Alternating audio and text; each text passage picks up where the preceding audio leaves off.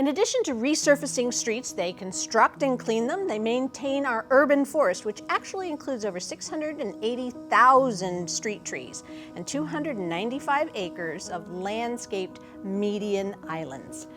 StreetsLA. I'm delighted to be joined today by Adele Haj Khalil, the Executive Director of the Department of Public Works Bureau of Street Services. So nice to have you here. Great having you. Thank you for having me.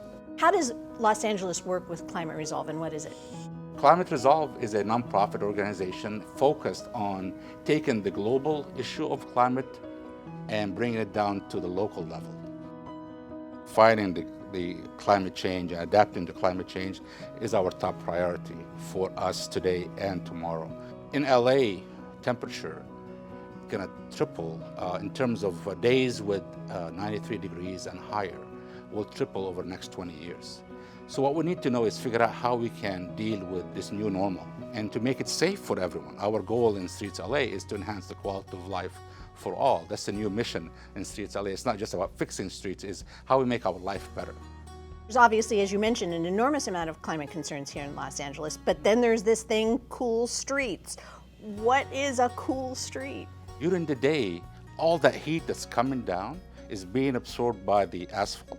So the idea of cool pavement or putting a light color coating on the black asphalt, like a white paint in a way, used from emulsion, that can really reflect the heat off. And we are the first city, I think in the whole US, that applied it on public streets. And we started doing it in one block, then we moved to multiple blocks, and now we're doing it as a urban cooling project. Every department in the city, and actually everything, has changed and have had to adapt to this new workflow. And you made a pretty dramatic pivot when everything went to the safer at home, and it sort of benefited business districts. So what was the decision? How did you decide what to do, and what have you been doing? Adapt. Okay, there you go. Yes. So, with the safer at home orders, people were staying at home, and we relaxed the parking enforcement. So people were parking and not going to work. So we could not pave our streets, and we haven't stopped a day. Throughout the COVID, every day we continued to work. All our workers have been really putting themselves out there to fix our sidewalks, repair our streets. But we didn't want to interfere with people's lives being at home.